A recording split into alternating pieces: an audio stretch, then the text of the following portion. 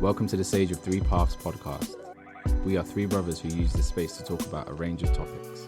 Anything from politics, race, anime, and pop culture. Each giving our own perspectives and opinions. I'm the youngest, Mojana, also known as Junior Lab. I'm the oldest, Okello, but my brothers call me AJ.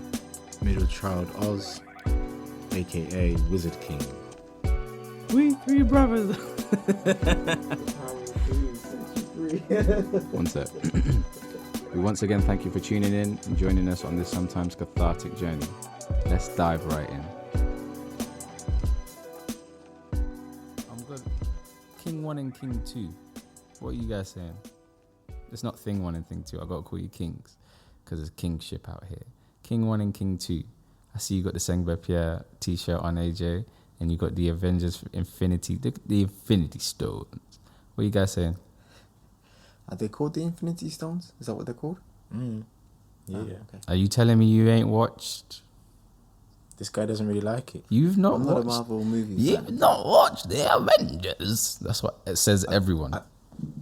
I've seen like the first two, I think. I don't know how many there are. I don't know either. I'm not gonna lie. I feel like there's 3 or 4. I thought you that pause was you about to give an answer. No, I was like, I don't know. no. I hope this guy's gonna come with that knowledge. Don't get it twisted. I feel like No. yo, 3 or 4. yeah. I think there's like Something 3 or like 4. that. But then again, yo, Maybe the last one's in 2 parts, something like that. And of course it's all linked to the heroes' individual movies and stuff like that. Yeah, it's The intertwined. issue for me with Marvel movies is that they have a formula which works and they stick to it. And okay, it was fun the first 20 movies, but it's kind of, for me, oversaturated. So I dropped off a little while ago. You watched Black Panther though, right? I did. Oh. Do you know what nearly made me drop off? What? Spider-Man 1, 2. Those movies, the first Spider-Mans that came out. With Tobey Spider-Man Maguire. 1 Was with it Tobey Maguire? 100%. Yeah.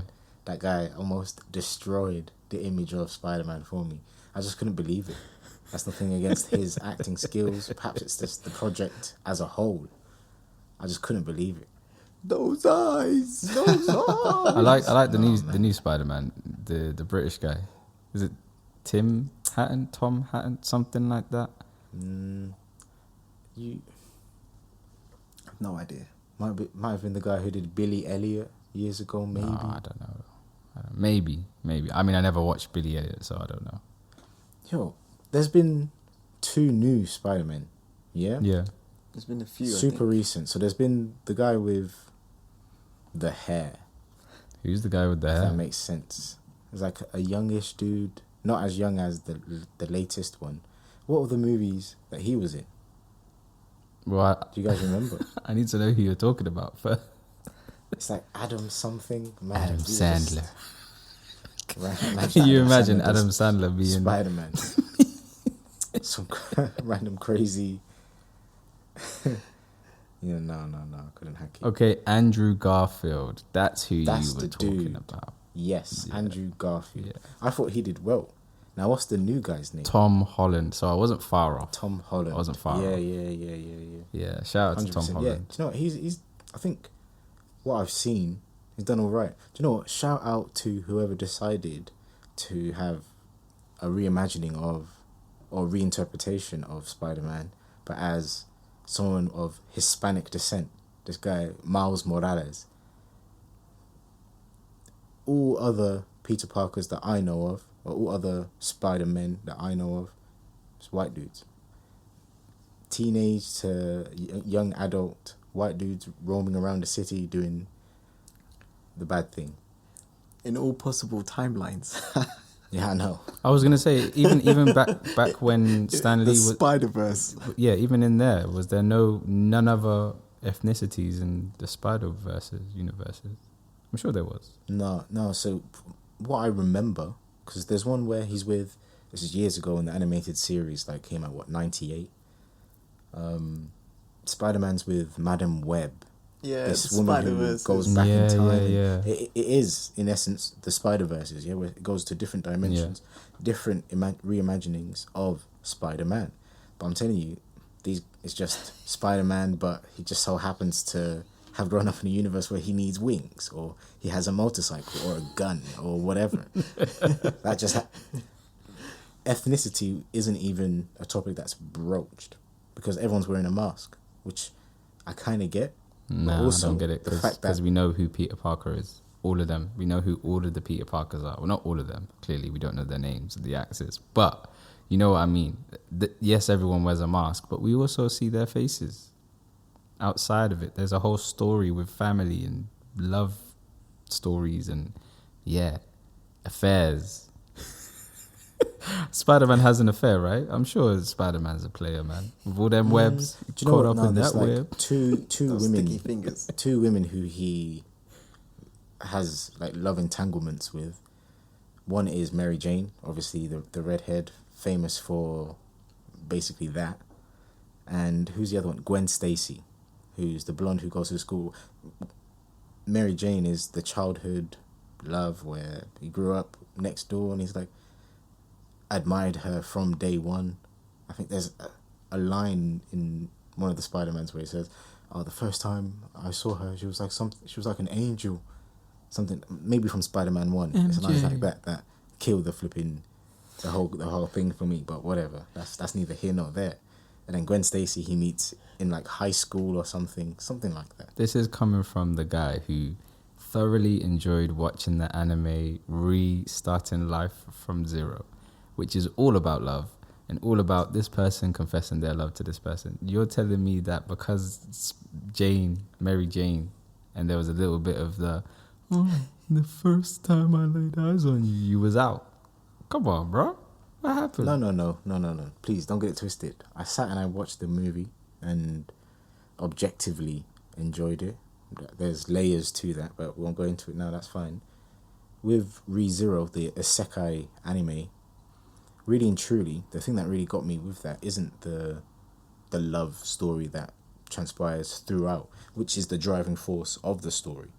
The thing for me is the whole isekai where you die and get reborn, but that's almost every episode, a few times per episode, and you're trying to figure out, okay, why is this happening? What does it mean? Why Natsuki Subaru, like the main character, why is it happening to him? The whole mystery aspect completely like envelops the love aspect. So the love aspect is I'm expecting it, but I'm not watching it for that. I hear you. At all. And again, you know, I came at you with that one. I enjoyed watching it. It's just the last season was just a bit too much because then it's like, what, everyone loves everyone? Like, I love just everyone loves the one guy. No, it sounds like it got to a point where everyone was like, I need to confess my love for this person, and it's like this whole anime. Spoilers though, I'm not. Oh, you've not watched it? Okay, you'll get what I'm saying. Maybe you'll get what I'm saying, and we can revisit. But yeah, I don't know. I feel like love and entanglements is just too much. Let me just say this, yeah. Let me not come across on the podcast as some like loveless, ice cold king of apathy. I don't know. Siberian king of apathy. Ice King. I know, Ice King. What's his name? Simon. Call me Simon out here. No. I'm not saying that I'm Simon. However, if I'm watching something in terms of entertainment, if it's romance or love, I think that's something that shouldn't be the driving force for me. I understand why people can enjoy those stories and films and series, whatever, but it's not for me. You know, I've never read like a romance novel or book or anything. I've never sat there and... You've never read 50 Shades of Grey? Nah. Why would I? Do you know what the craziest thing is, yeah? I remember years ago when the book first came out. I say what first came out. It must have been out for a couple of months. It was either Mother's Day or Mum's birthday. And we all pulled our money together and I went to W.H. Smith to go and get a book. And me not knowing anything about books in general, other than what I just had a flashback. Goosebumps or what random books that we would Horrible history have around the house. Horrible histories, that random Lion book, that Lion King book that we had for years and years. But yeah, so as I'm looking, I'm seeing the top 10 books or the top like 8, whatever like the list was, and the top one, I think it was Twilight, 50 Shades of Grey and something else. And I was like, which one should I get? For Picked Mother's up Day. 50 Shades of Grey. I was just like, it was good. I actually got 2, Twilight and 50 Shades of Grey. Mum didn't read either. Like a week later, I was like, oh, so how'd the books go? She was like, yeah, good. Shout out to Never Mum. mind, I'm like, you Shout out to didn't Mum read it. for not reading it but saying that the books were good.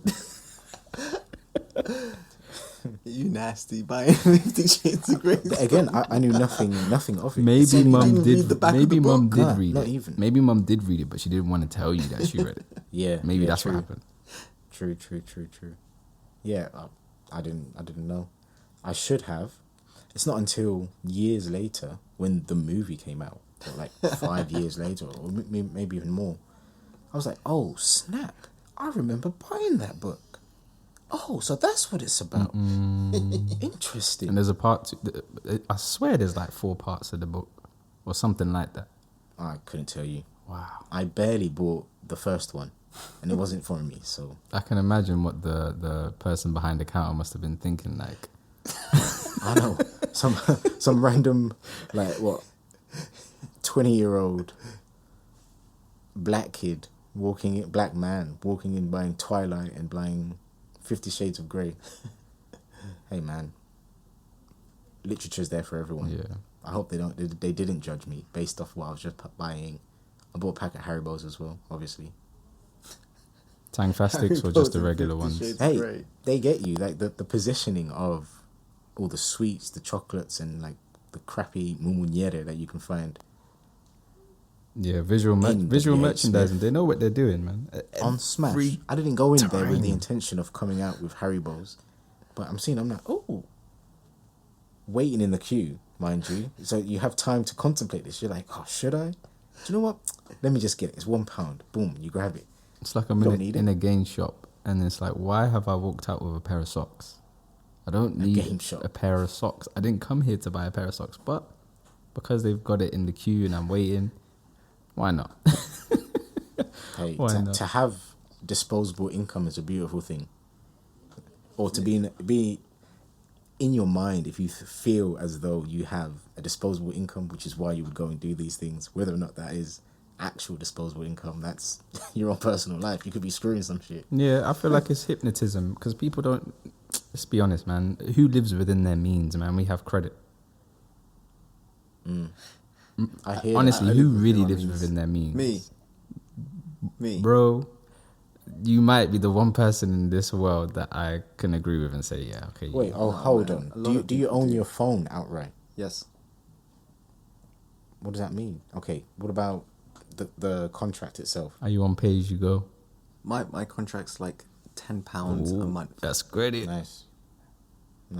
That's credit. Yeah. As long as you keep buying, as long as you can keep paying that, that's benefiting your credit rating. So it's all automatically Right. linked. So I guess I was paying more attention to the whole who lives within their own means. Okay, cool. Yeah, fair play, fair play, Yeah, I'm with you. fair play. Okay, what else is there? Your car. That's not on finance. You own that outright. Yes. Where are you staying? You own that, or you're paying rent, or It's within my means where I'm staying. okay. Well, that's a subjective thing, based off how someone feels. Even if you're dead broke, surviving till tomorrow is within your means. I thought being within someone's means or needs or is subjective. I thought we're speaking subjectively here. So yes, subjectively, where I live is within my means. Yeah, as I was saying, I And feel. what debts do you have? Ooh. Maybe the one Obviously from not You're specific. trying to hot a man up out Ma- here. I know. maybe the one from the phone contract he credit got card out for me details. when I was 16. Cousin Benson would give you the monies. You need to give your account. Give your account and £500. 500 rupees. My name is George Akpodokwango. I haven't heard that in years. Yeah. What's that early days of YouTube? man? Cousin Benson, Bloody hell. you have won the Nigerian lottery. I've seen some outrageous messages, text messages, emails that have come through to certain people's phones, and it's like, you know how when you receive a text message, it sometimes says the name at the top, and it will say like Tesco, And then in the message, it's like, your new Amazon package is ready. Please put your... It's like, come on, man. You better For than me, that.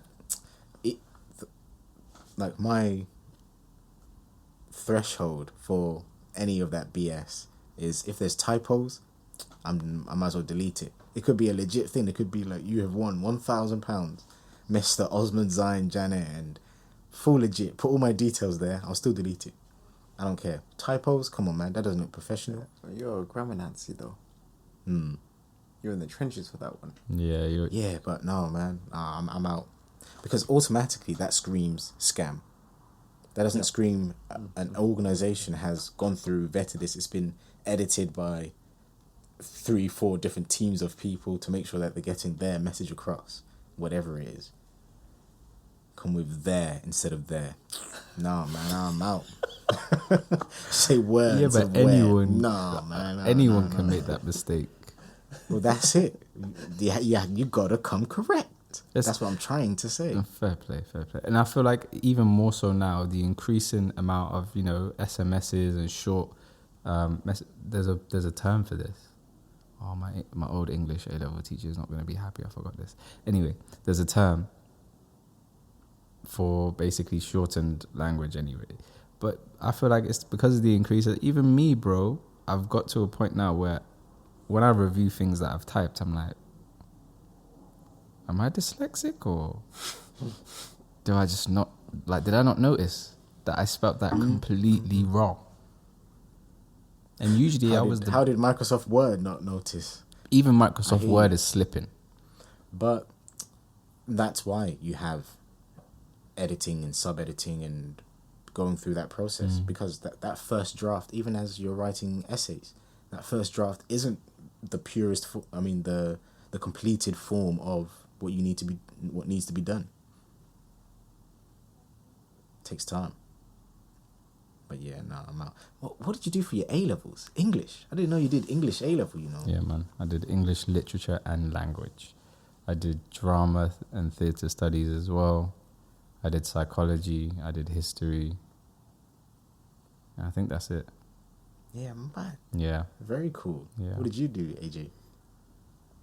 I don't really remember, but what I do remember is I did business. I did computers, maybe.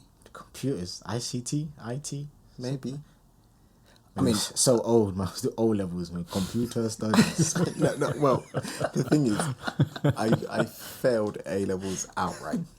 I totally cocked that one up. So it's in the vault, basically. Yeah. It's in the vault. Yeah. I hear you. That was put in the vault a long time ago, and I never revisited it, so totally forgot. Oh, I failed that gloriously. I was in uni with some guys, yeah.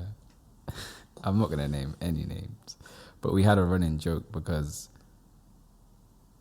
even when they were at uni, like first year uni, they were like, yo, we need to reset our English GCSE. Damn. Hey. And that's no shade, but I'm just like, you live in this country, man. You go university in this country, man. What do you mean? How you failing English? That's always been my... How you failing English? I hear you, but it's not, I know English, so I'm going to pass the exam. It's, you need to know what the examiners are asking for and then do specifically and get graded on that. Like, that's the school system. You don't get taught life lessons and how to live in the world. You get taught how to pass this exam to prove that you have this skill. And that's a double-edged sword in itself. So, yeah, I like, the main reason I'm jumping to this individual or this group's defense is my maths GCSE was a myth. It was an absolute folklore for the longest time. And you must think, coming from a fairly hardcore African background, hot mental. Maths is so important. And we would hear stuff growing up like, oh, our grandfather on our mum's side was an accountant, or on our father's side, our granddad was the treasurer for some like high profile mosque back in Sierra Leone. And it's like, damn, like people being good with numbers has been intertwined through the generations. So each generation is like, well, you better carry that torch. You better carry that torch. That was a massive source of, I don't know, shame for me for years. And it got to the point where, I don't know, man, GCSE was so long ago. So long ago. Who's checking with the school to see if I've got that GCSE? So you just lied. No, that's not what I'm saying. What I am saying is, I have information on my CV, and if you would like references, I'm willing to provide those also. Available upon request, my guy. Available. That sounds so shady with your background. Explain your last. Why is this a 5-year gap in your employment history? Oh shit! Why don't you come around the corner and find out? Oh damn! Okay. No. Hey, it's that London mentality, man. Nah, do you know it's? You lot are ruthless. I was watching a YouTube video. I think you guys know Abba and Preach, right? It was I was making a joke reference because I watched this YouTube video, and basically, for those who don't watch Abba and Preach, they're YouTubers, and what they do is kind of like Gogglebox, kind of like Wall of Comedy reaction videos. So they watch, other online content or YouTube videos or TV shows or whatever, and they just, I guess, give their opinion and react on it as well. So the one specifically that I'm referring to is about this guy in America, and I don't even know what to call him. Some sort of coach. Like, not a relationship coach, but like how to get women coach. Those types of guys. Yeah. And he was just wild. Like, he records himself walking up to women and just kissing them. Yeah. And he's giving people classes, and you got to pay basically $1,000 to have like private lessons from this guy. And he'll go and walk you around and be like, oh, this is how you approach a girl. It's completely like, it was mad. Like, I was watching it, and some of the stuff he was saying is like, you don't want to be in the friend zone, so you have to be, have physical contact as soon as possible. And he's like, you start with the hands and you go to the elbows, and then, you get close proximity. And I'm just thinking, this just sounds rapey. I hear that. Preach. And Abba. So yeah. Pickup artist is what that job, I guess, is called. Is it a job? Is he making money? Yeah. If he's able to charge nearly $1,000 for a subscription to his course, the man's making money. He's just a pickup artist. It's a job. It's a job. Yeah. What do you want to be when you grow up? I said Gallus. Oh my day. So a pickup artist is someone who has a formula for picking up the opposite sex. Predominantly, the case is picking up women. And they charge to teach other men how to pick up women using the formula that they have. How effective would it be on the other way around? Say this man, say this man was a woman charging other women to pick up men. $1,000 to pick up men. Would that even work? Yeah. I don't know. I think it would I'm asking quite ignorantly, because obviously we're in a world where, if you look at it quite objectively, men are... AJ's thinking, yo, all the times... Nah, I can't see. He can't see it happening. Sorry, go ahead.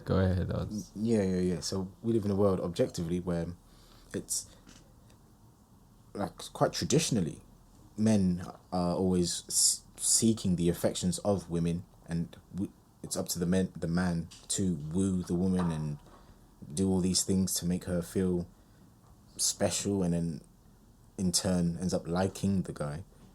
But on the other side, Tinder, for example. Now, on Tinder, the male's perspective, you're swiping furiously. And this is... a generalization, massive generalization. Obviously, there's people out there who can get a match, get a girl, or a guy, whatever. But as a guy, you swipe furiously, unsuccessful for potentially ages. Potentially. We could probably check the stats on that. Potentially ages. But with women, like this is first-hand experience, me seeing like friends on their Tinder. This is women on their Tinder. And like the rate of matches is quite disgusting, because it makes it seem like all men are desperate and need pickup artists in order to find some sort of love or anything like that, whereas women can get at the drop of a hat.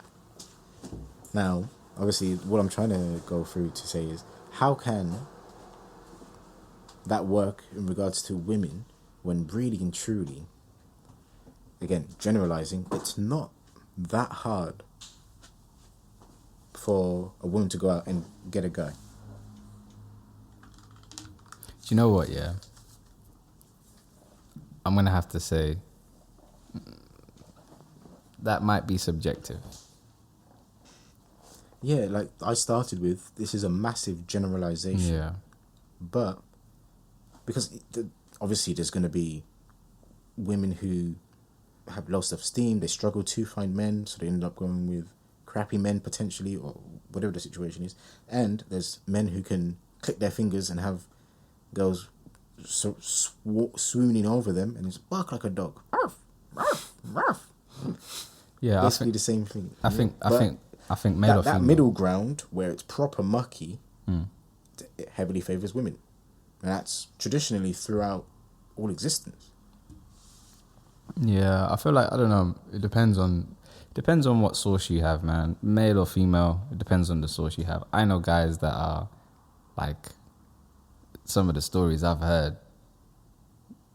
Yeah. Give us your best one. Yeah, come on, like Yeah, you baited it now. Give us your best one. paused You don't as need well. to give names.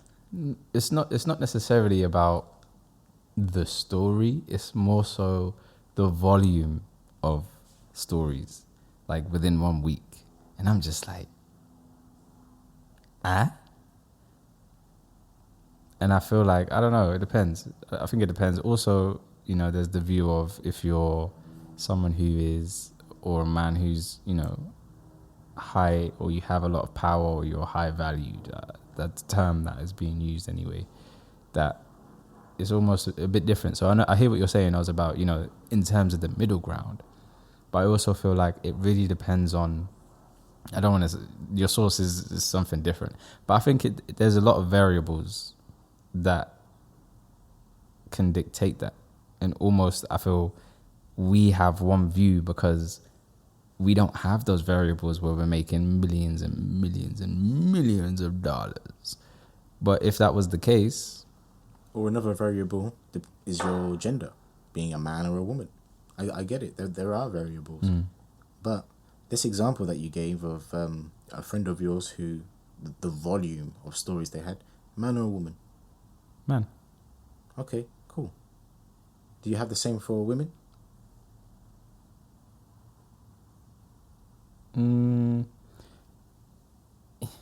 yeah, but from a man's perspective. No. Yeah, man, so that's a tainted opinion. it's not really already. valid. Yeah.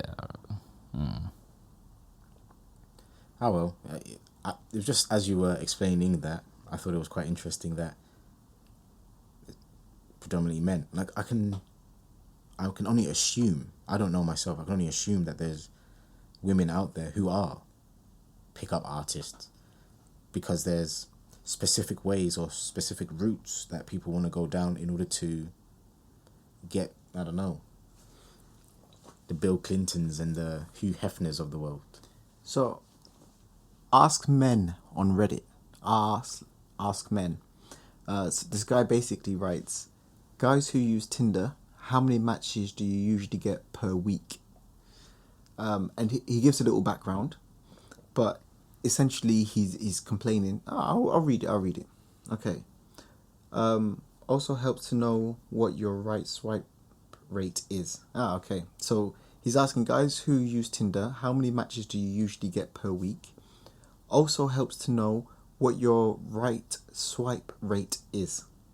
So he goes, I generally swipe right on half the girls I see on there. My age range is 18 to 22, and my requirements are be attractive, don't have kids, and don't be an obvious bot. Yeah, that's kind of crazy.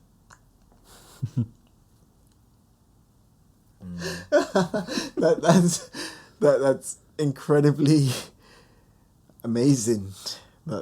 That's what he's and that's not shade at all. That's just, I find that incredibly hilarious. Where was I? And don't be an obvious bot.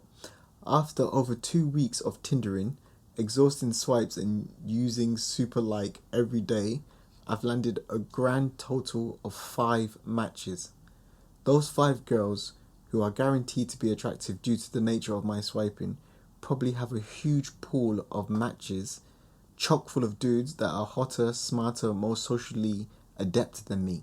Mm-hmm. Thus, my odds are garbage. Also, Tinder uses a drip feed, which is awful for guys like me who have extremely low match rates. So I'm kind of just curious as to how much I suck at Tinder in comparison to other Redditors. Right, so there's 326 comments, and the top comment is, judging on all the buds here saying they only get a few a month, I'm not going to risk my ego destroyed.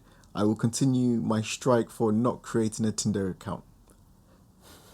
So, I mean, obviously this is just a completely silly example to use, but I would agree with Oz on, I think the average men get less match rates than women. Don't get me wrong, there will be outliers, you know, but for the average, I think it would be hard to argue against men getting lower match rates than women. And just think about this, man. Since a woman started puberty, she's had boys to men throwing themselves at her. Like, on for just average women, the life of a woman, the moment, before they even realise anything like that, there's people who are in some ways idolising them sexually. And I reckon that happens throughout women's lives. Quite interesting, something you said. I feel like in regards to a decision, when this guy had matched these people, and he was like, oh, there must be this massive pool of guys with all these various attributes who are better, in inverted commas. I've used the app. I'm not ashamed to say that I've used it. With varying Why should you be ashamed? Just adding that on, with varying degrees of success. But as I'm going through and playing the game, because that's essentially what it is, Roll the dice.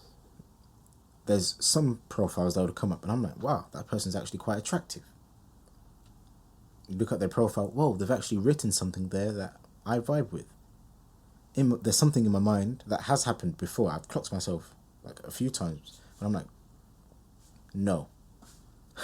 Simply because I know there's going to be this massive pool of guys who I have to compete with. Now, you can call it the path of least resistance, because who knows what could happen if we do actually match and we have a conversation, whatever. But just the concept of, well, the notion that I know that that I find this person attractive, I know that other guys are going to find this person attractive. It's not like an indie look that they have or something. It's quite a generally beautiful look, which is why I'm just like, no. I've clocked myself quite a few times. Another thing that springs to mind is, as you were reading that, is the mention of bots.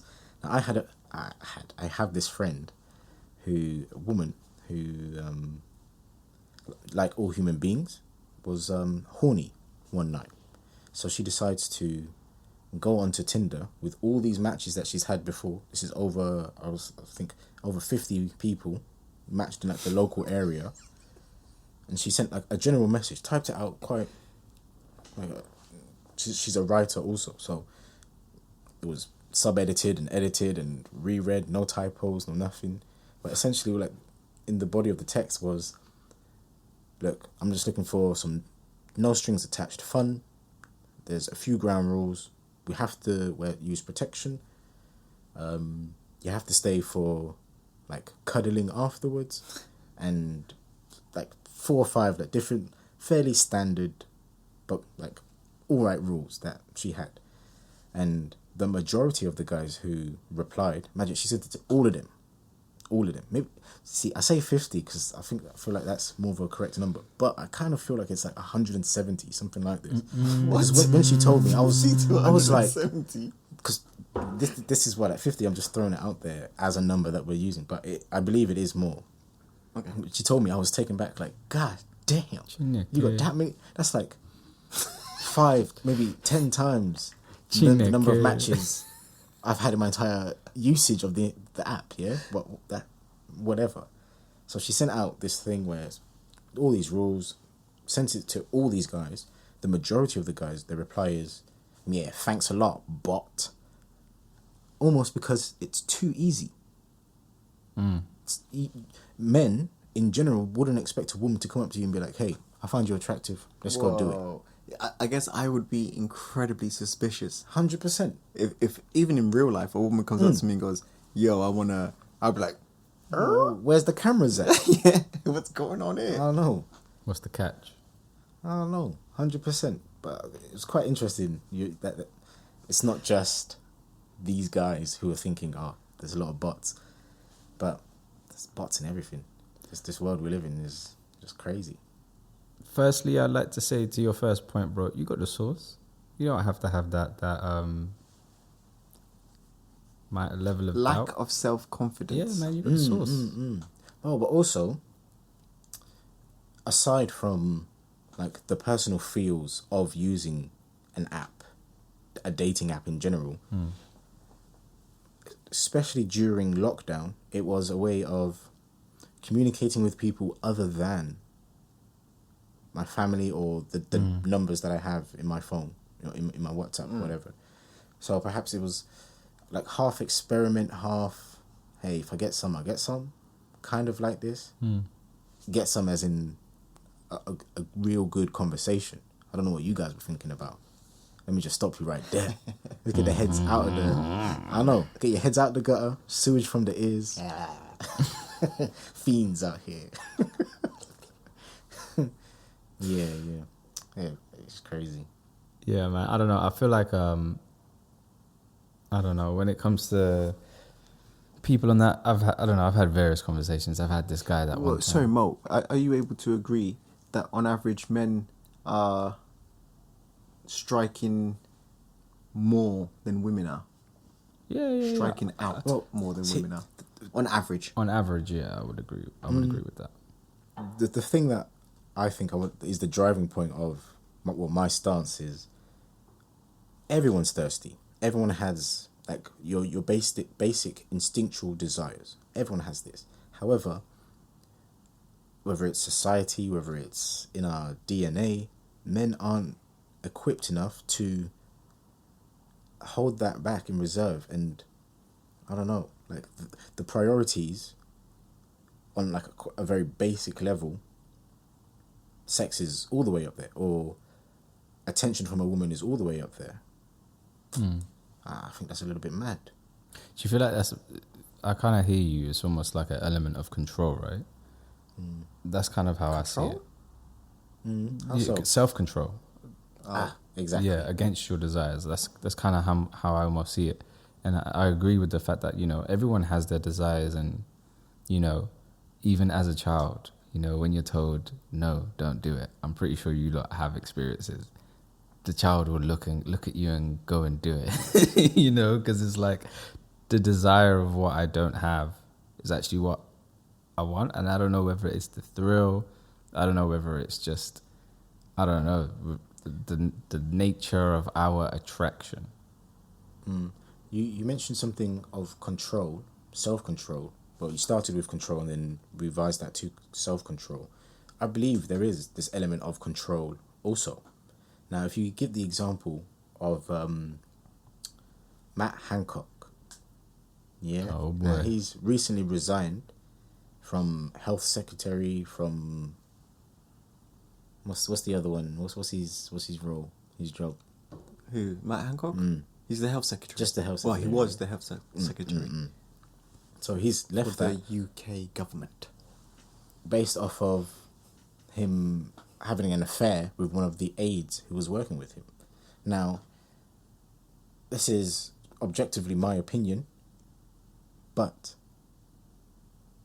I don't see him in the four. I know, an oxymoron a little bit, but we'll come back to that perhaps. I don't see him in Forbes Sorry, top I just 100. clocked. This guy Top said, 100 guys. but. Yeah, we all watched the video. We all saw what he was doing. Nasty. Is he? Nah. Well, Yeah, so wait, I don't see him in the Forbes top 100 handsome guys of the year. Nah. So No, we all made the list. I think if you're talking of someone who has fairly wide-ranging celebrity status, he's not an attractive guy.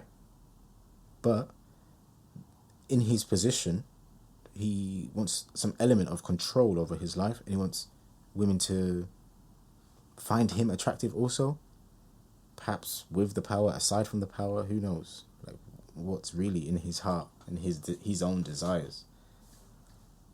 But yeah, I believe there's an element of wanting to control that person, or perhaps wanting to control another individual because you are in that position.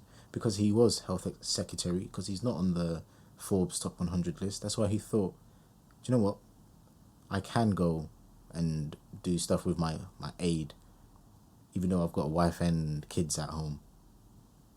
And, just put it in context, it was COVID times, the peak of COVID times, and this guy was coming on TV saying you should not be doing these things. You should not be groping your secretary aide at work. You should be staying at home. There should be absolute minimal physical contact with people outside of your household. So, I don't know. I don't know if I go with control. Maybe it, in weird ways, and I see this in myself, like people want to self-destruct. It's a funny thing. You do something like that knowing the risk. Perhaps it's the thrill of it. I'm not too sure. I think that's exactly it. It's not that they want to self-destruct per se, but it's that danger aspect of, we might get caught. That adds to the atmosphere of whatever it is that you're doing. It makes it 10%, 20% sexier because it isn't your wife or whatever that situation may be. I also kind of feel like naturally, and I do agree with you guys, but I also feel like naturally, as humans, we want to know what our boundaries are. We want to, the rules of society that we live by now are not the same as what they were, centuries ago. And even in those times, they weren't what they were centuries before that. And I feel like, rules have been put in place because we just don't know the boundaries.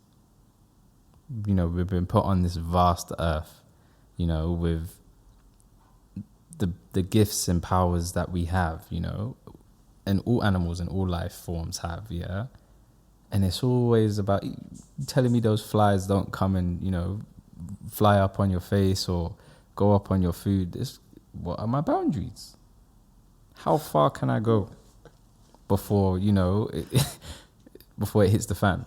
And I feel like in those situations, and referring or bringing it back to this man, Matt Hancock guy, it's the thrill, but also it's kind of like, how far can I take this? Yeah. How close can I get to that line where it's like, and I feel like that the thrill is part of that, the desires that we have of, being told you can't have something, but then you want it because you've been told you can't.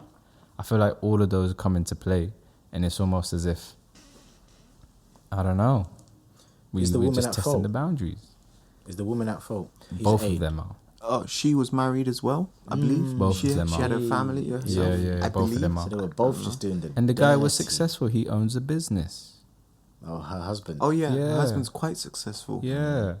So More it's not so, like she was with I some. believe than Matt. Yeah. Like, I thank you for your answer. I'm going to rephrase the question, but keep the same answer that you guys had. Do you feel that she has more blame than Matt Hancock? But Why? No, I don't. no, Nah, but it's as equal, you man. guys are saying, but the whole point of me asking it in that manner would be if he's in that position of power, she's potentially vulnerable and she's coerced into perhaps doing this thing with him. You see, my understanding from the whole situation is these guys have known each other from back in the days. They went to uni together. So it wasn't a case of, oh, he was like, hey, come here. And it was like they kind of had some tension, sexual tension between them from back in the days. He used the power to get her in a position where they were closer and this tension can be explored a bit more.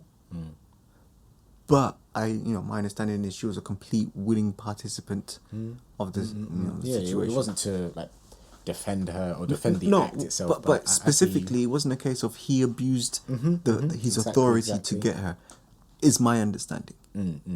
I mean, obviously, it's easy for me to say, we weren't there. We don't know what the tension was, but the camera was there.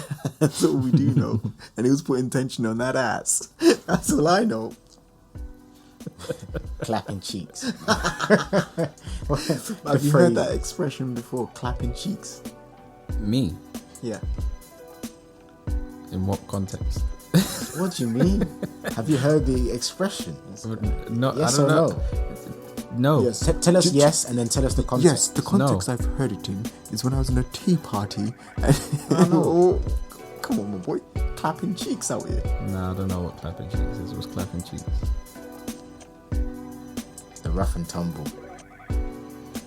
Getting down and dirty.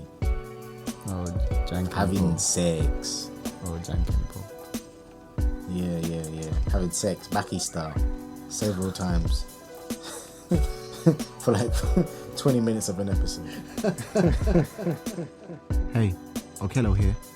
This section is a space where we'll be sharing short stories, creative experiences, and art.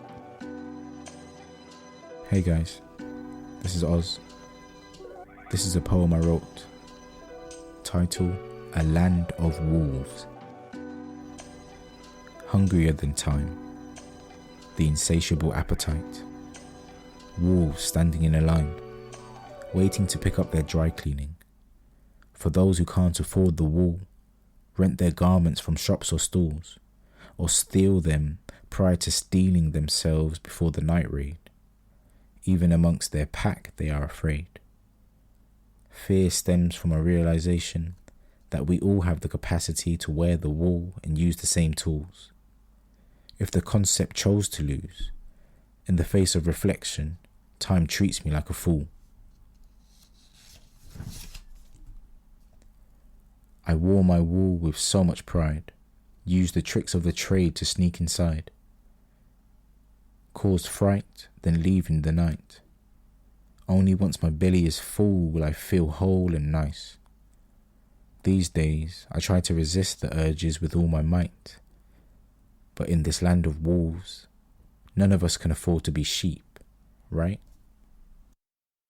With calmness and stillness, it comes to an end. We hope you found some gems and go away richer in soul and spirit. We're showing you the 3 paths of the sage. Your path is your own. Which path do you follow? Until next time.